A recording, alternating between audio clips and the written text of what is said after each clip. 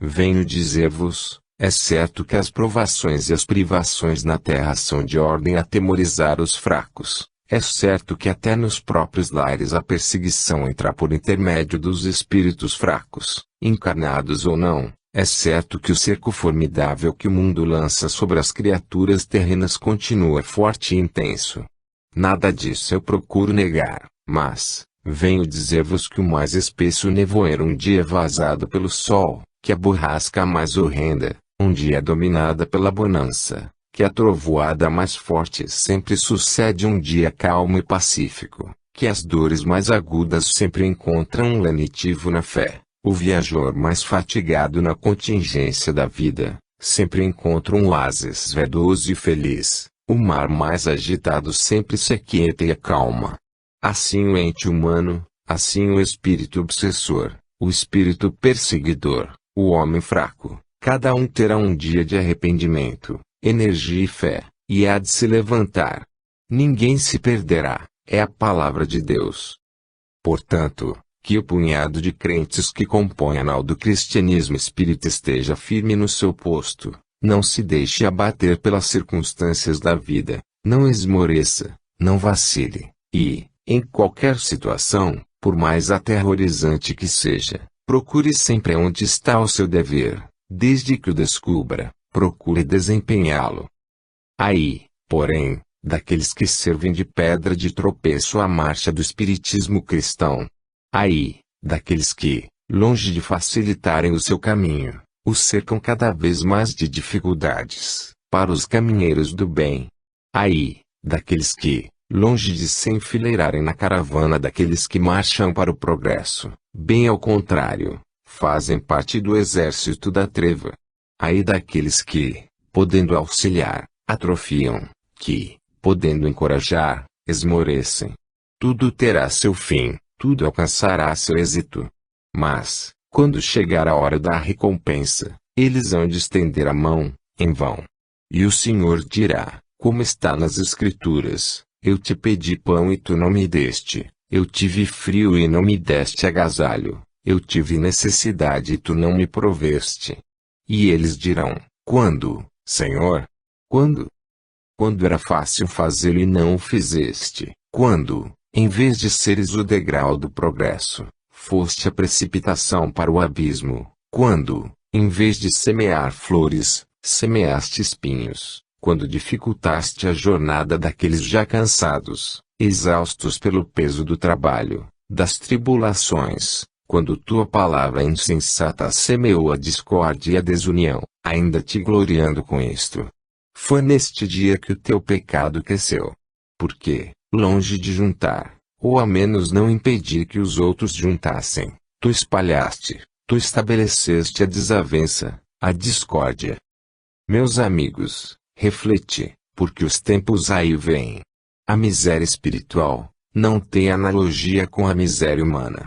A miséria espiritual aproxima o homem do pecado e o afasta da glória, enquanto a do corpo, muitas vezes o eleva.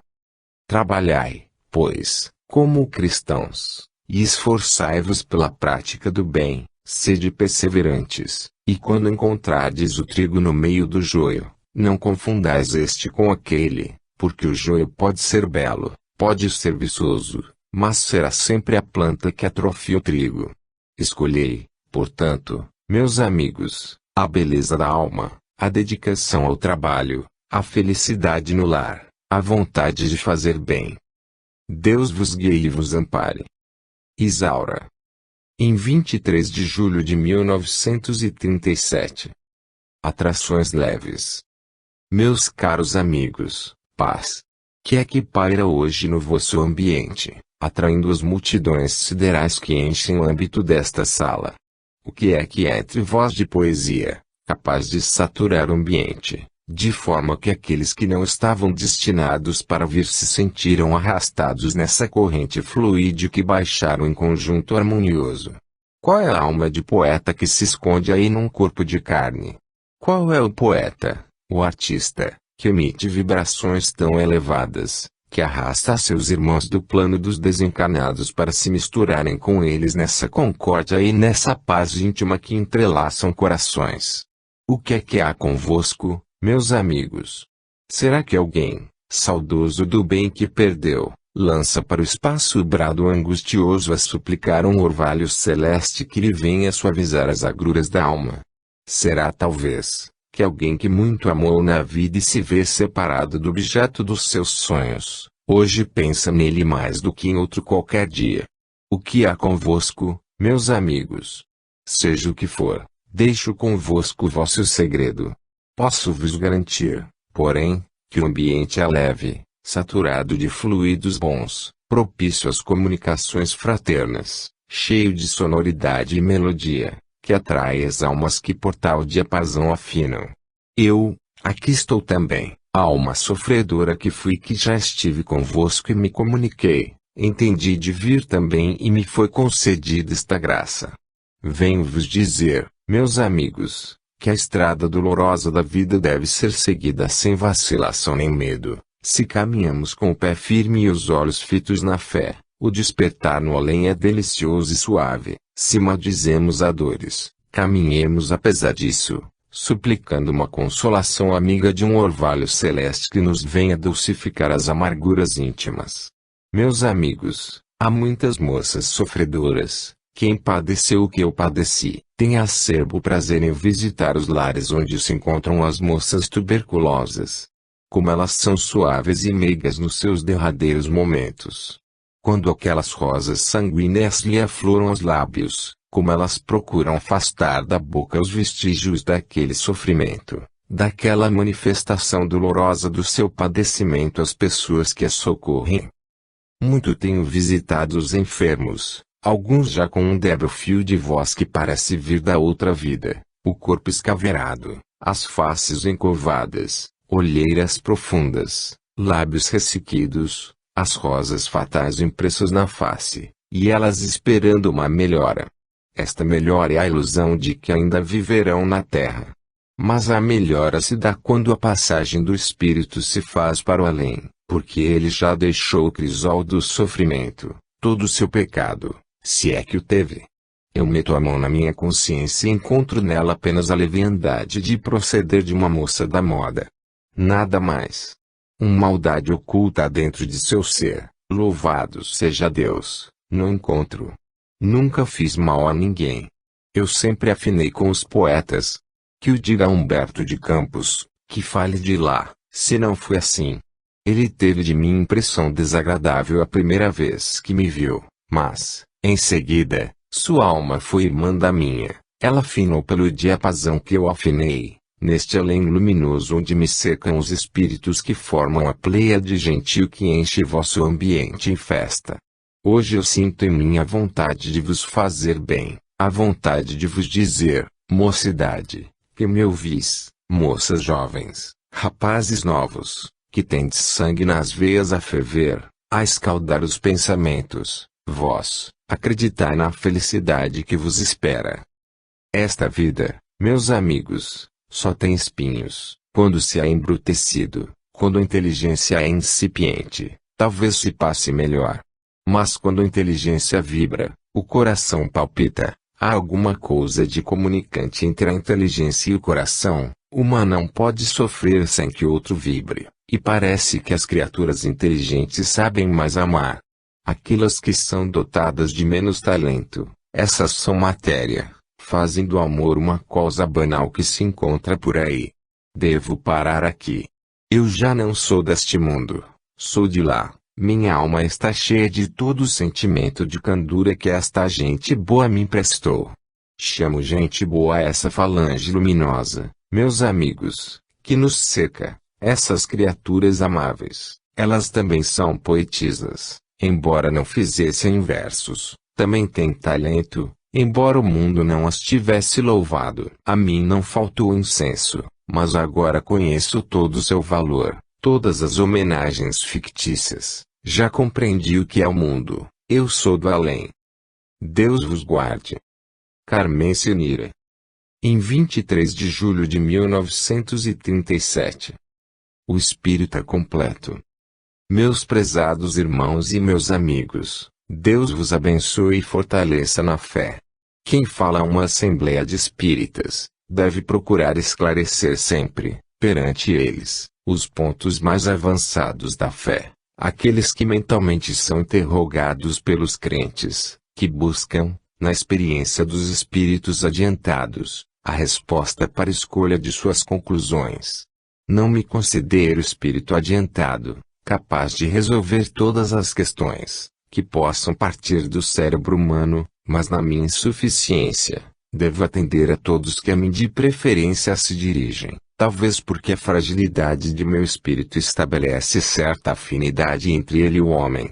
Assim, respondo à consulta que mentalmente me fez certa pessoa, que se encontra presente, que a ninguém deu ciência e que, silenciosa, quieta, sem comunicar sua ideia a outrem, veio sentar-se no seu ponto habitual, aguardando que o espírito atendesse ao seu pensamento.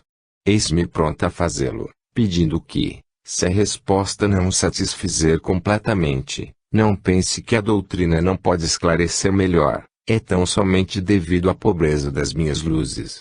Outros mais adiantados, capazes de resolver as altas questões espirituais, poderão fazê-lo com maior vantagem. Mas, uma vez que fui chamada, devo responder. Perguntas tu, meu querido irmão, o que é mister fazer para ser um espírita completo? Uma resposta lacônica seria suficiente para resolver o teu caso. Essa resposta seria, ser cristão. Mas essa resposta daria lugar a uma segunda interrogação, o que é ser cristão? Assim, para atender um pouco melhor e menos laconicamente ao teu interrogatório mental, eu te digo, um espírita completo certamente na Terra não existirá, porque a perfeição completa, a Terra não comporta, a perfeição absoluta só existe em Deus. Mas a perfeição, em grau elevado, embora não absoluto, é patrimônio de outros mundos. O espírito que já passou pela Terra, experimentou todas as suas provas e frequentou toda a sua escola, acha-se apto a penetrar em mundos mais adiantados, onde, então, os altos mistérios espirituais lhe poderão ser revelados de forma que compreenda melhor aquilo que, na Terra, não poderia assimilar por falta de elementos próprios. Mas, encarando a pergunta sob o aspecto relativo, e não absoluto, eu te respondo, um espírita completo, meu amigo, é aquele que busca, antes de tudo, saber o que exige de si a doutrina espírita. O espírita deve fazer a si próprio a seguinte pergunta: o que espera de mim espiritismo? Tudo espiritismo tem para me dar, eu sei, a tranquilidade, a fé, a esperança. E eu, que tenho para lhe dar? Que exige ele de mim?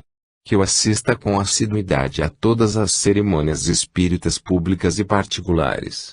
Que eu procure ler todos os livros baseados sobre a doutrina espírita. Que eu assimile toda a ciência possível no mundo em que habito. Será isto só que espiritismo exige de mim? E a consciência fiel, como é, dentro da criatura espírita, responderá: não, meu irmão, não é somente isso. Se espiritismo completo fosse adquirir ciência, muitos seriam completos. Mas o espiritismo completo significa a criatura dar demonstração, positiva e prática, de que aquilo que assimilou deu proveito, entrou para o seu organismo espiritual, tal qual os alimentos nutritivos entram na composição do sangue, o alimento da vida. Espírita completo é aquele que compreende a palavra do Cristo, quando disse: aquele que te esbofetear em uma face, apresenta-lhe a outra. Aquele que te pedir a túnica nem a capa lhe negues. Aquele que te pedir pão, mata-lhe a fome. Aquele que te ferir, responde com doçura. Não te contentes em perdoar. Cumula de bênçãos aquele a quem perdoaste. A injúria mais afrontosa não respondas nunca com injúria igual. Esses preceitos da doutrina espírita são difíceis, meu amigo, muito difíceis de ser compreendidos. Mas tu, meu caro irmão, perguntaste o que é um espírita completo. Vê-se, portanto, que estás na condição daquele moço que se aproximou de Jesus em outros tempos, perguntando-lhe: Senhor, que hei de fazer para ganhar a vida eterna? E o mestre lhe disse: não conheces os mandamentos? Cumpre-os, ama a Deus sobre todas as coisas e ao próximo como a ti mesmo. E ele respondeu, Senhor, isso tenho feito sempre. Então, queres ser perfeito? Vai, vende o que tens e dá aos pobres. Ele entristeceu, porque possuía muitos bens, e retirou-se. Assim pois, meu irmão, tu estás nessa condição. Conheces a doutrina, tens cultura suficiente para compará-la às outras doutrinas filosóficas, que desprezaste por julgar esta melhor. Conheces a doutrina em suas demonstrações. Que mais queres? Ser completo. Então, para ser completo, meu amigo, nega-te a ti mesmo, toma a tua cruz e segue o Cristo. Queres ser perfeito quanto é possível neste mundo? Se abnegado. Nunca te lembres de ti antes de te lembrares dos outros. Procura amar aquele que te ama, não pelo interesse de ser amado, mas porque compreendes que és objeto de tão grande afeição, retribui, na medida das tuas forças. Aos teus inimigos, se é que os tens, perdoa pelo amor de Cristo, porque o Senhor, do alto da cruz, perdoou os seus algozes. Tu, que tens o desejo de ser um espírita completo, faze, então, conforme o Mestre te ensinou. Paciência, abnegação, humildade, caridade, todo esse conjunto de virtudes forma um espírita completo. E poderás tu sê-lo um dia. Encontrarás em ti a força suficiente para tanto. Meu amigo, pensaste bem em desejar tal coisa, isso já é uma grande vantagem. Outros querem de espiritismo apenas a leitura dos belos livros, as belas frases pronunciadas pelos grandes oradores, os proventos para sua alma, as alegrias, os fluidos, os passes, as coisas boas, que possam descer por intermédio dos grandes instrutores.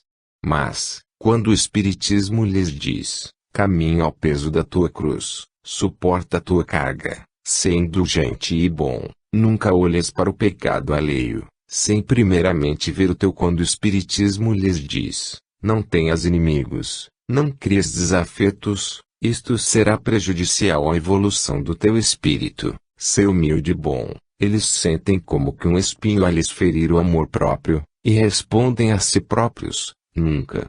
Não me rebaixarei.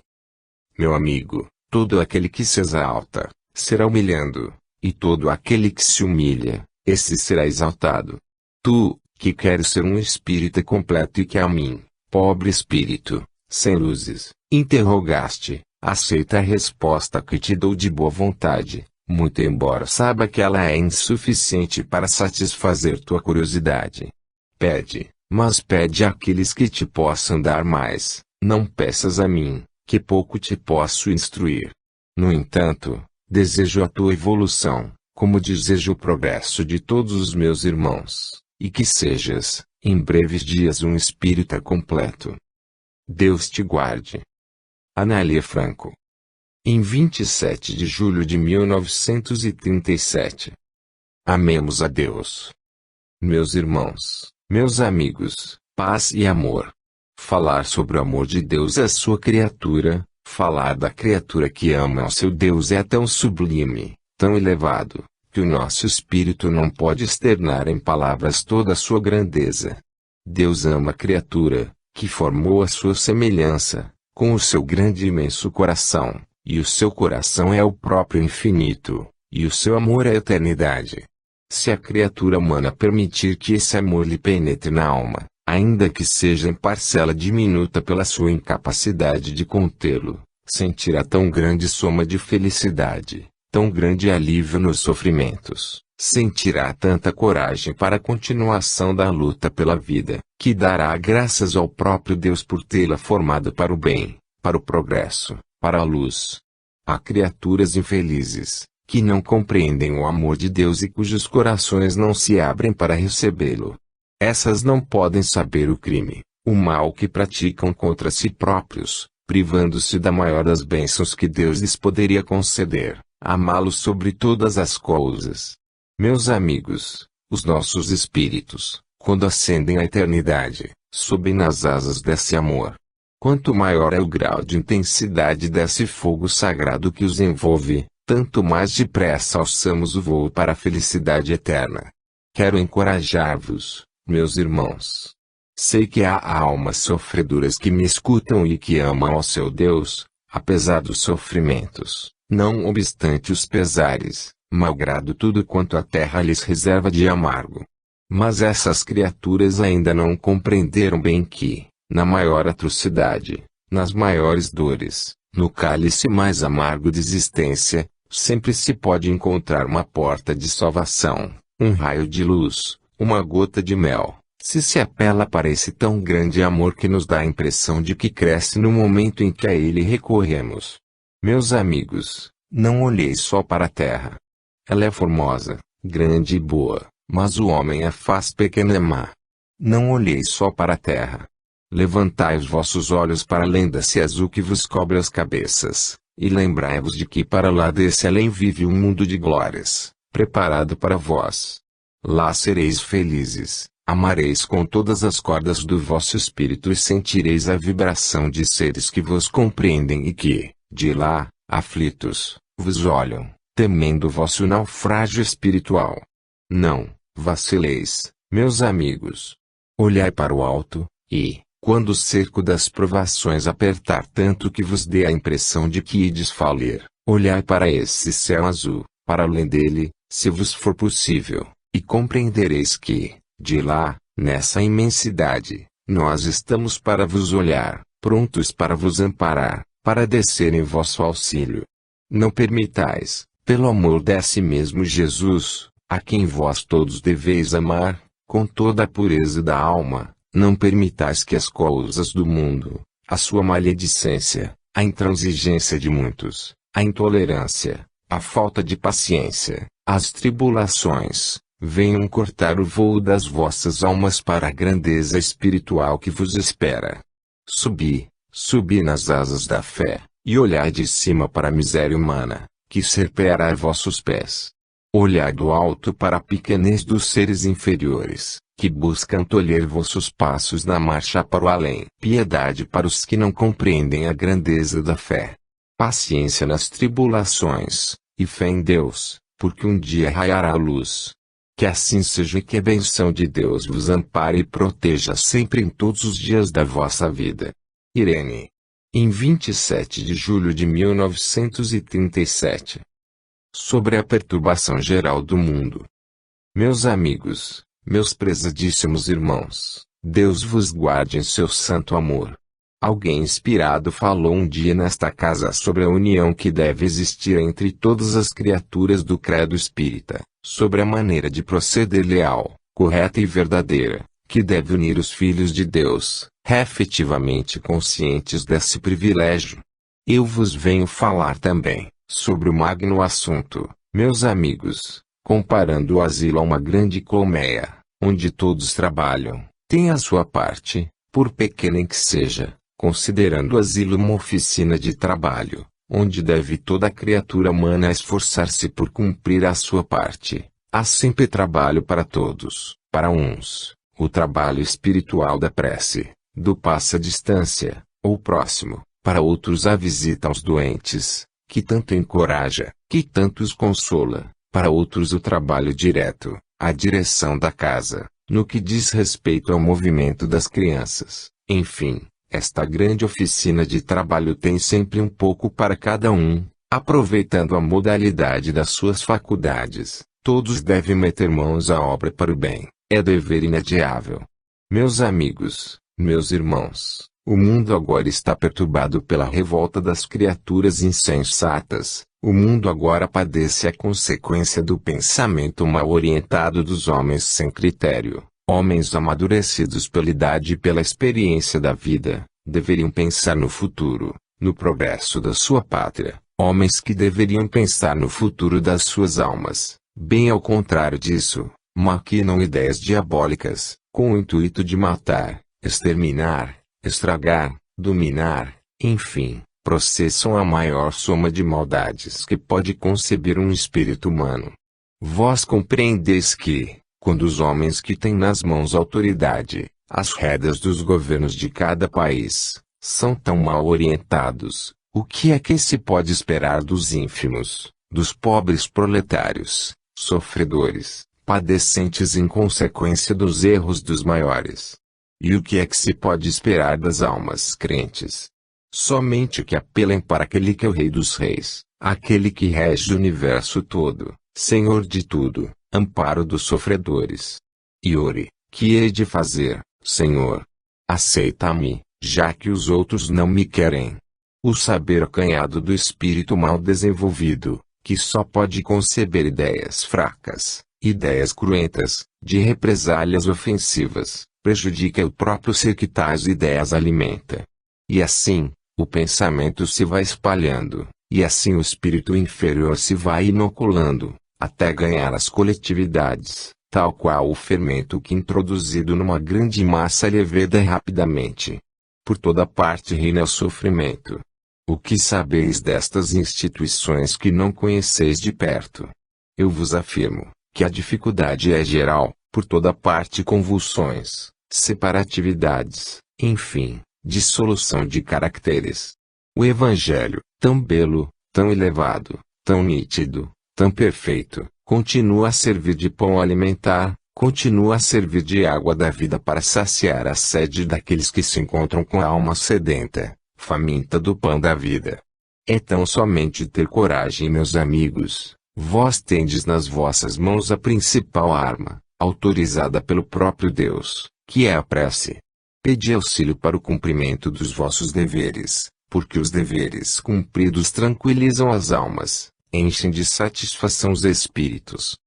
Trabalhai, pois, meus amigos, e que Deus vos abençoe, vos guarde, vos proteja sempre, para que a obra que tendes em mão vá também progredindo, a par da vossa evolução, da vossa boa vontade em trabalhar.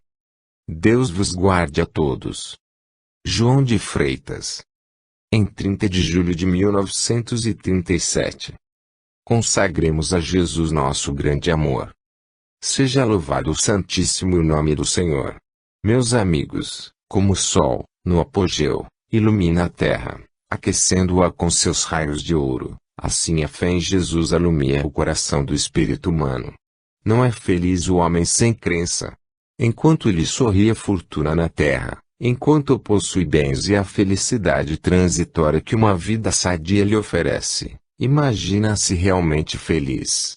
Mas, quando soprar o vento do infortúnio, quando a saúde se abater e os bens diminuírem, quando se afastarem os amigos, o isolamento dessa criatura será cruel, será o tormento do seu espírito. No seu corpo abatido, cansado, exangue, talvez, vibrará o espírito, à procura de alguma coisa a que se apegar, para sentir-se venturoso, e tudo lhe fugirá. Ao contrário disso, o homem que tem fé que consagra seu amor a Jesus imortal, esse homem, podem soprar, em sua vida, os ventos de infortúnio, pode a maior borrasca desencadear-se, causando prejuízos materiais e morais de tal sorte que a outros abaterão, ele permanecerá fiel, será um novo homem, tudo perderá, mas a graça de Deus ficará intacta no âmago do coração.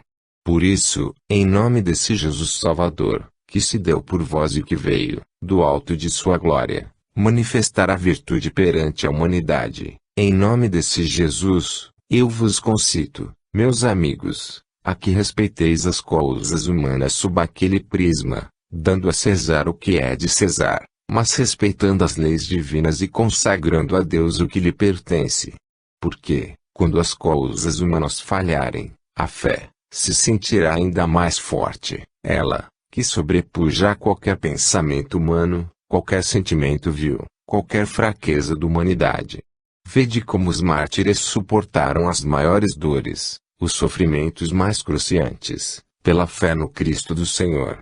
Que responderam a isso os insensatos, os homens sem fé?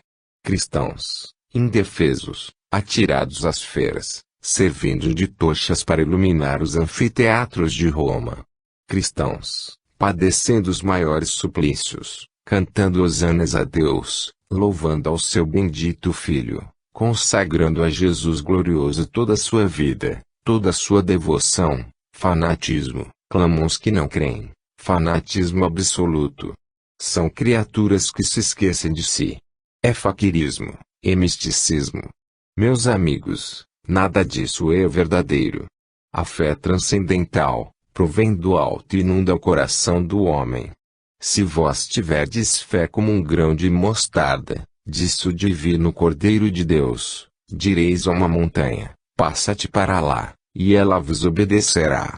Assim, meus amigos, a vós, que batalhais nas fileiras espíritas, que tendes adversários humanos e adversários espíritos, porque os trevosos são terríveis adversários, vós, que tendes de enfrentar verdadeiras multidões de espíritos fracos, lembrai-vos de que Jesus é forte, se vós acreditais em seu amor e lhe consagrais a vossa vida, testemunhando, perante o mundo, com coragem e altivez, o vosso sentimento humilde, então nada poderá deter a vossa marcha progressiva, a vossa evolução é segura, a vossa salvação é certa.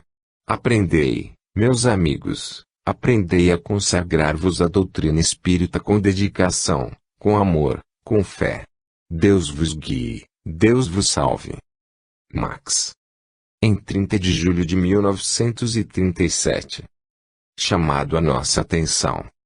Meus amigos, meus prezadíssimos irmãos, Deus vos conceda sua paz, sua luz. Em todas as reuniões de espiritismo, os amigos das criaturas terrenas, diretores espirituais, seus espíritos familiares, procuram trazer mais luz ao horizonte da fé, procuram se aproximar dos necessitados da terra, a fim de esclarecê-los sobre os pontos da doutrina que professam. Nem outra coisa fazemos nós, senão dissermos a este mundo com a ideia preconcebida de fazer algum bem. Meus amigos, as nossas visitas constantes a vós visam ajudar-vos um pouco na tarefa pesada que vem sobre vossos ombros, alguns dentro desta casa, outros fora daqui, responsabilidades inadiáveis, responsabilidades que não podem ser transferidas a outrem, enfim, encargos sobremodo pesados, mas nunca exageradamente, porque Deus não sobrecarrega a ninguém, exigindo da fraqueza a força que ela não pode dar. Assim, pois, amigos, nós procuramos sempre elucidar-vos sobre aqueles pontos que julgamos vulneráveis em vós, não com a ideia de fazer uma crítica insensata da vossa maneira de proceder, pois isso seria contraproducente, mas com a ideia de apontar-vos erros que vós mesmos podeis corrigir, no sentido de vos beneficiardes a vós mesmos. Ora, cabe-me a vez de elucidar um ponto para o qual não sei se tereis aptidão suficiente, mas sem a ideia de melindrar a qualquer, devo dizer-vos, meus amigos, o princípio da caridade que envolve a doutrina espírita vem de mistura com o princípio da humildade.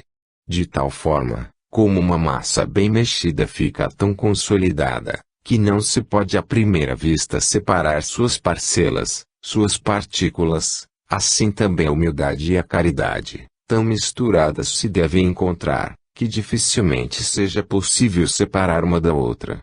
A fé cristã repousa sobre esta base segura, firme como a rocha.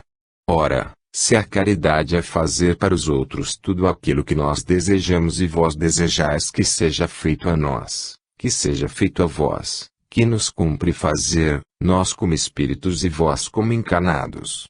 Se temos algum bem, se possuímos algum saber, do qual vós não tendes posse, é nosso dever depositar nas vossas mãos, e vós, por vossa vez, se tendes qualquer coisa a corrigir nos outros, corrigi primeiramente a vós mesmos, antes de olhar para as faltas alheias, envolvei-vos no espírito de caridade, com o princípio de amor e clemência que deve ser o apanágio do caráter espírita. A humildade, por sua vez, vem ensinar-vos, meus amigos, que neste mundo de provações, onde estivemos e onde permaneceis, todos erram, todos são iguais, ninguém é superior ao seu irmão, ninguém queira subir nos ombros daquele a quem faz descer, sois iguais, porque as faltas que cometem aqueles a quem censurais, são faltas que também em outras vidas cometestes e, quiçá, no presente cometeis outras de que eles não são portadores.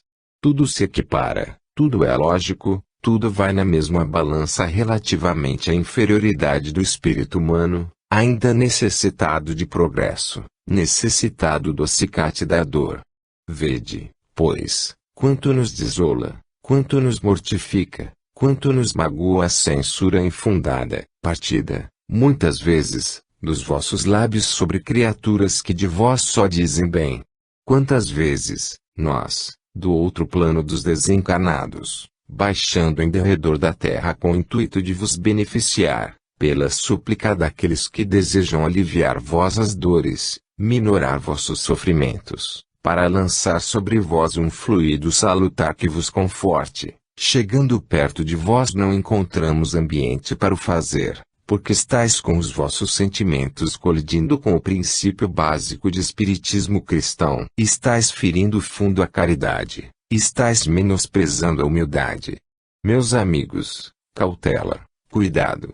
Véu aí sobre a vossa própria conduta, ela pode ser na aparência, para os homens, muito correta e digna, mas o olhar de Deus está sobre vós.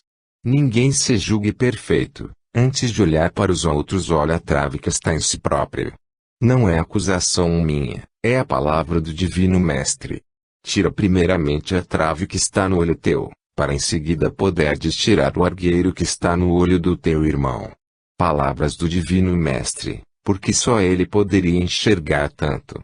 Assim, meus amigos, abordando estes preceitos principais da doutrina espírita, caridade, humildade, eu vos venho pedir que estudeis dentro da vossa alma, a sós com vossa consciência, este assunto magno que hoje se encontra tão espezinhado no mundo que se diz cristão. Altas dignidades evangélicas, no dizer mundano, ferem fundo preceito da humildade. Fora da caridade não há salvação, diz o espírita.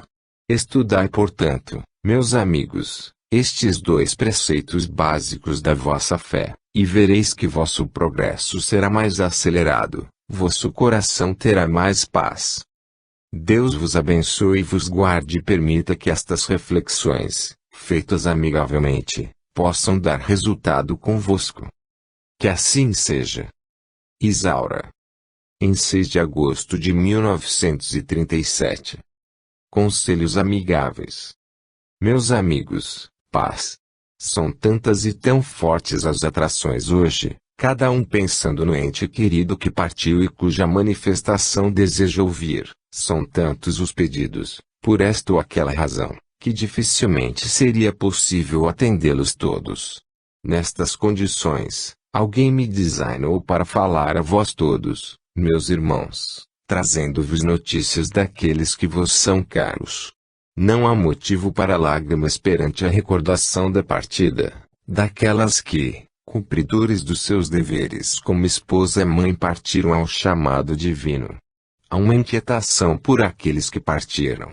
Não há motivo para lágrimas pelos entes queridos que, no fim da jornada, foram repousar das suas fadigadas terrenas, nos planos siderais do infinito.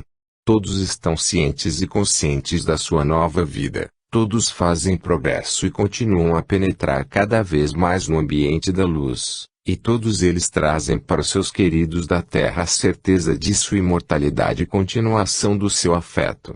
Vinha para dizer estas palavras, eu que nem sempre procuro me manifestar, porque não é muito de meu feitio falar de público, ainda que seja aos meus irmãos, não querendo dizer, porém, que não tenho nisso o máximo prazer neste momento. Ainda mais, quando tenho estado constantemente a par do movimento do Asilo Espírita João Evangelista, a quem tenho devotado toda a minha dedicação, todo o bom desejo de servir a Deus. Venho suplicar às minhas irmãs, especialmente, que se dediquem cada vez mais a este trabalho, porquanto, se os espinhos de vez em quando surgem acolá, além, na estrada da vida, as rosas também não faltarão como recompensa ao esforço de muitos. Meus amigos, minhas amigas, quem sou eu para vos aconselhar? Quem sou, pobre espírito que também merece conselhos e tem desejo de progresso, para vos trazer algum incentivo na prática do bem? Todos vós tendes inteligência, razão e critério, para saber ler no livro da vida, aquilo que talvez eu próprio não tenha capacidade para fazer. Todos vós sois bem-intencionados, e compreendeis que o dever é o dever. Quando nosso diretor espiritual destaca qualquer de nós para vir dizer uma palavra a seus irmãos, muito embora essa criatura destinada para esse fim não encontre em si elementos suficientes para desempenhar tal missão, deve fazê-lo, tem de fazê-lo. Vive em harmonia espiritual, em paz da alma com todos os vossos semelhantes e vereis como se aplainam todos os vossos caminhos dentro da seara em que trabalhais. Vivei contentes como amigos uns dos outros e vereis como as dificuldades são fáceis de vencer. A ninguém torneis mal por mal. Nunca sejais em ponto algum da vossa vida, ou no convívio social, ou na intimidade da família, ou na congregação a que assistis, o ponto de discórdia, a pedra na qual outros tropeçarão. Nunca deis motivo a que uma palavra vossa ou um gesto venha, talvez, transtornar ambientes saturados de paz, prejudicando a causa que defendeis. Sede, minhas irmãs, conscientes das vossas obrigações e todas as vezes que puderdes ser úteis procurar sê-lo, mas todas as vezes que a vossa influência prejudicar, seja o quem for, esforçai-vos por afastar essa influência. Em uma palavra, vivei em harmonia uns com os outros, como nós, os do outro plano da vida, vivemos em harmonia com os nossos irmãos espirituais. Eu que tenho o coração preso a esta casa por vários motivos, em primeiro lugar por ser a casa de João Evangelista, o amparo para as crianças necessitadas, e para a velhice desvalida e, em segundo lugar, tenho também o coração aqui preso, porque laços carnais que me pertencem também gastam aqui seu esforço, procurando servir a Deus. Venho esperar de vós todas, minhas irmãs, uma onda pacífica e harmônica, de sentimentos de tal ordem, que desapareça qualquer empecilho à fraternidade cristã que vos deve unir. Que desapareçam todos os motivos de porfias, contendas e separatividades, e que um laço estreito vos una cada vez mais uns aos outros, para que o trabalho possa progredir, porque a influência de um pensamento num meio coletivo ou é para bem ou é para mal, inócua que não pode ser. Seja Deus louvado em toda a sua grandeza. E que minhas irmãs continuem na fé em Jesus e possam cada vez mais levar avante o seu trabalho com alegria, com satisfação, com amor. Deus vos guarde. Luísa. Em 6 de agosto de 1937. Muito tem Jesus para nos dar. Caros irmãos, meus amigos, quando nosso Salvador andava pelo mundo, teve oportunidade de viver entre publicanos e pecadores, gente da mais ínfima classe naquela época, a ralé do povo, no dizer dos que se consideram grandes personalidades.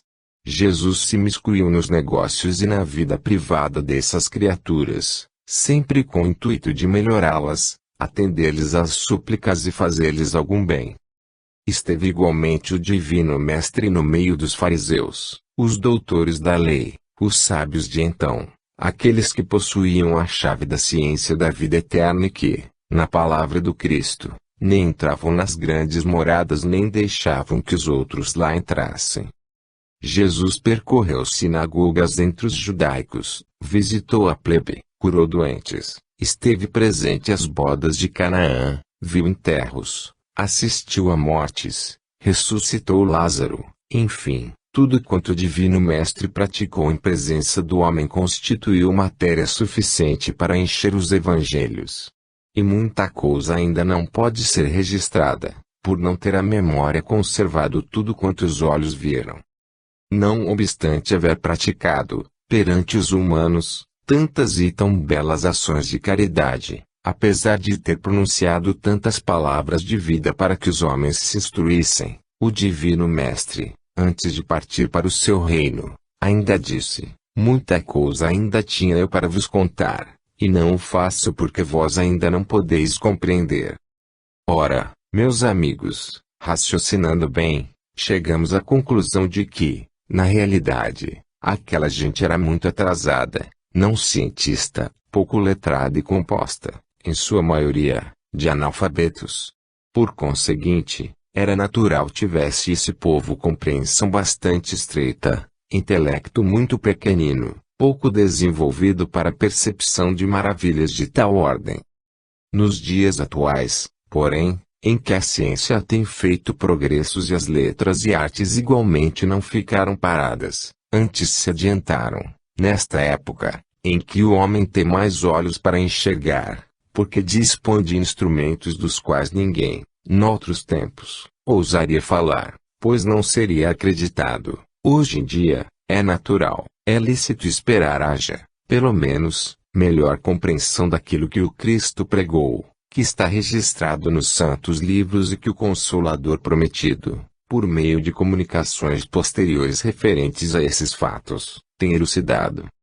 No entanto, se o povo daquela época não compreendeu a palavra de Jesus e, talvez por isso mesmo, não pôs em prática lições tão proveitosas com demonstrações positivas, no momento atual, parece que o homem ainda mais se torna obtuso na realização daquilo que a fé lhe permite fazer.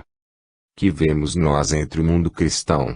Descrença, falta de moral e de compreensão da vida eterna, desprezo das coisas sagradas e da educação do espírito, orgulho, egoísmo, inveja, todos esses vícios caminhando de mãos dadas para se tornarem mais fortes. Se o Divino Mestre, naquela época, disse que não acrescia a responsabilidade dos homens de então, deixando, por isso, de lhes contar mais alguma coisa, para os não prejudicar, que diria hoje? Acaso vos chamaria de atrasados, ignorantes, como aqueles? Não. Porque os homens de hoje já enxergam um pouco mais, são homens que leem, são criaturas instruídas, muitas possuem diplomas, havendo, até, mulheres capazes de se governarem, tomando conta de si próprias e de seus lares, porque têm, para isso, cultura superior à daquela época, que era nenhuma. Mas como se compreende, então, que essa gente esteja toda cega? Que é feito do ensinamento cristão? E é de admirar como passam os religiosos pela porta das igrejas a se benzerem. Tais criaturas, cujo moral deixa muito a desejar, passando em frente aos templos, reverentemente se curvam e fazem o que se chama persignar-se. Para quê? Que significa essa mímica? Qual o intuito desse gesto? Louvar a Deus? Penso que não. O cristão louva a seu Deus na demonstração positiva da sua vida diária, com as suas ações, pelo seu trabalho, no vai-vem cotidiano dessa labuta interna em que o homem se esfalfa e extenua, mas sempre para o bem. O homem louva ao seu Deus na caridade que pratica, socorrendo os necessitados, valendo aqueles que dele precisam, tirando seus irmãos de dificuldades terríveis, que não podem muitas vezes, vir a lume. Assim o homem louva ao seu Deus. Mas unicamente pela forma exterior e mais nada. Muito tenho eu a vos dar, mas não vos dou porque vós não podeis suportar. Palavras do Mestre naquela época longínqua. Hoje, Jesus não vem, em pessoa, pronunciar discursos nem pregar novos sermões, mas envia os seus mensageiros diletos, para exemplificarem a doutrina e chamarem as criaturas ao cumprimento do dever, à satisfação do moral e da religião, para que se possa dizer que o cristão realmente cumpre suas obrigações. E para isso não é preciso isolamento nem ascetismo, nem é necessário recorrer ao fanatismo, basta, apenas, a boa vontade de um coração fervoroso. Meus amigos, pensai em que Jesus muito tem para vos dar. Podereis vós suportar? Podereis receber? E agora, usando de palavras que não estão nas Escrituras, mas que me permito dizer neste instante, poderá o vosso espírito comportar maior soma de ensinamentos? E serão proveitosos esses ensinamentos, ou, pelo contrário, virão encher-vos de maiores responsabilidades? Meditai, refleti, e que a doutrina espírita vos sirva de conforto, ensinamento e esperança no futuro. Deus vos guarde. João de Freitas. Em 10 de agosto de 1937. O bom e o mal tesouros.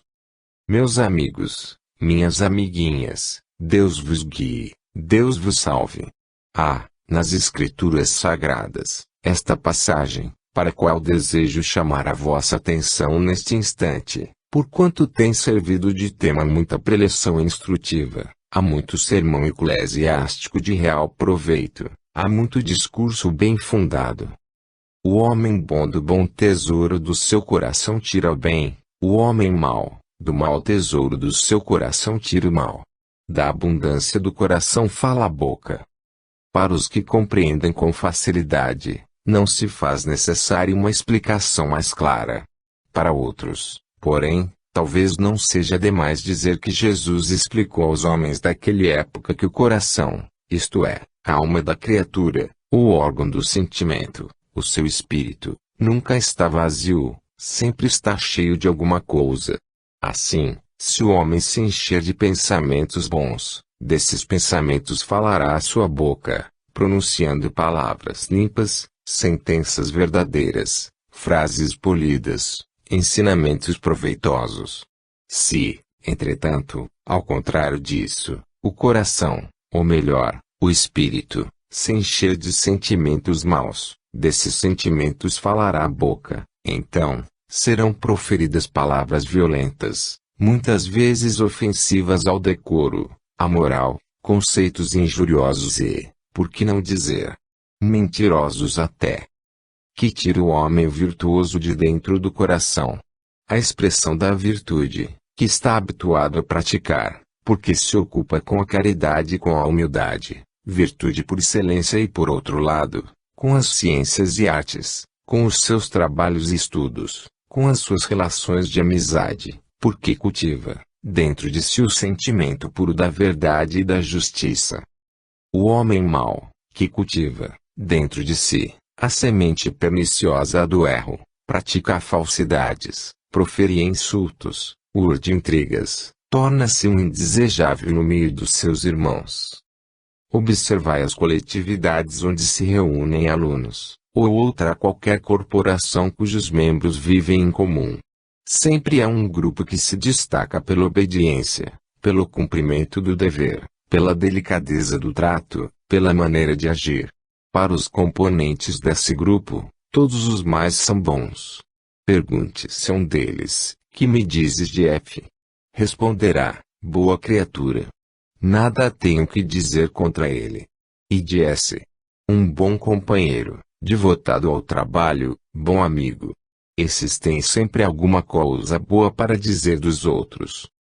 Ide, agora, ao outro grupo, que se arvora em diretor do estabelecimento, a corrente que não cultua a verdade, não aprecia a virtude, não se dedica às artes, ao trabalho, à economia, a coisa alguma que interessa a coletividade.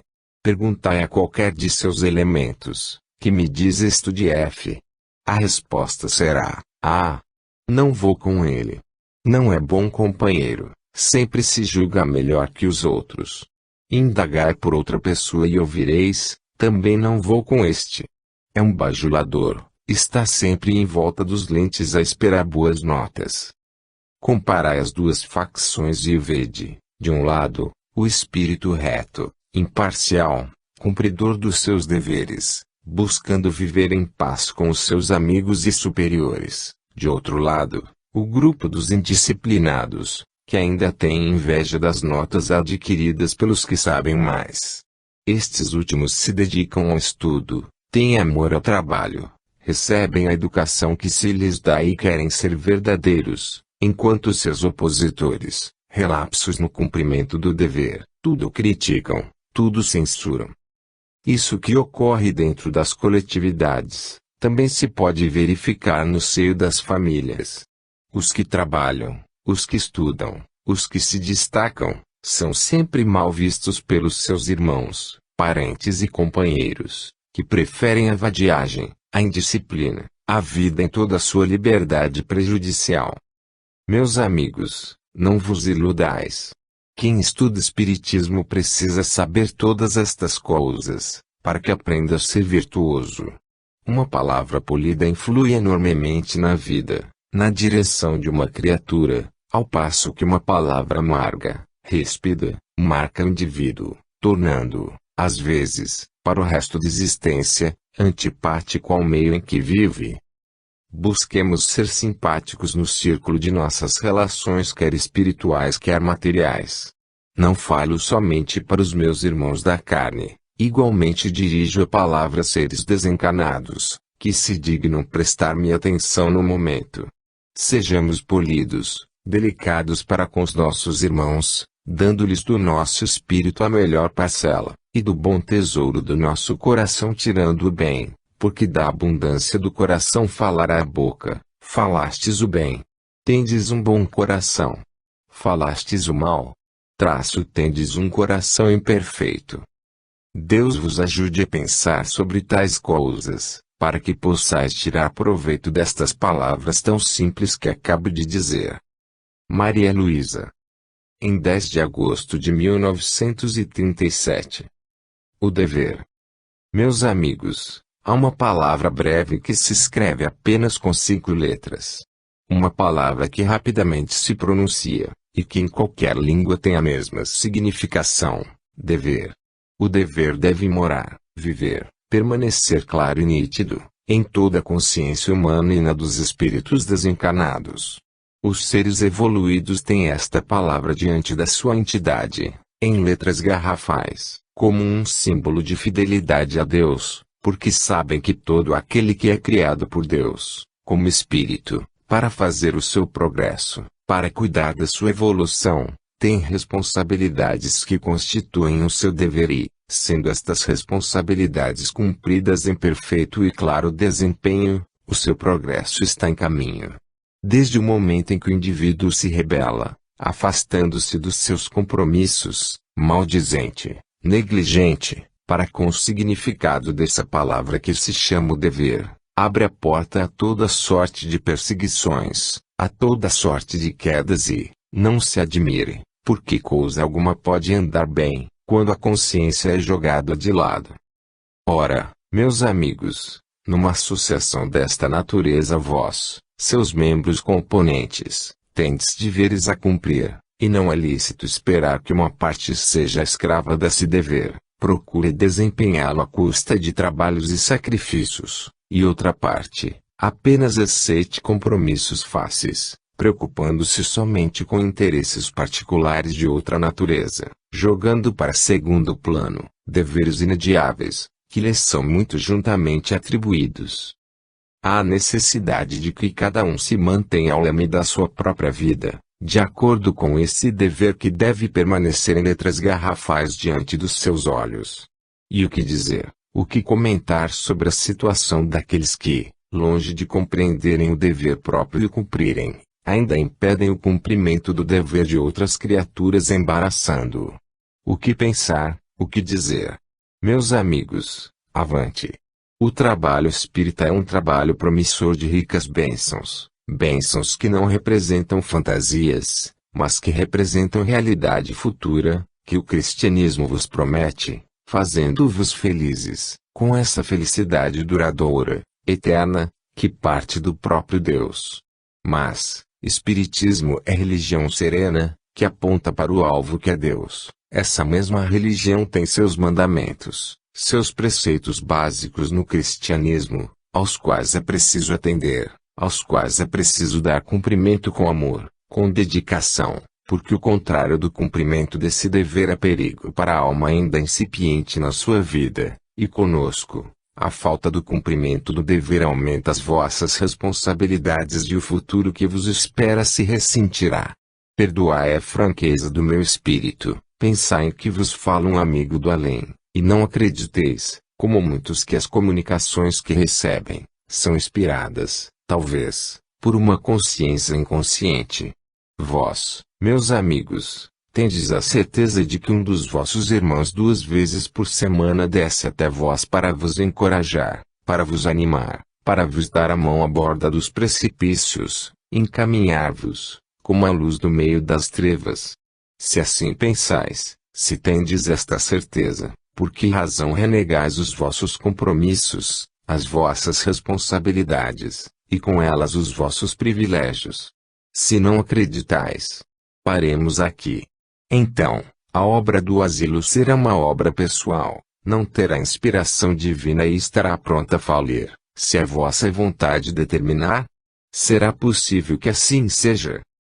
Respondo-vos eu próprio,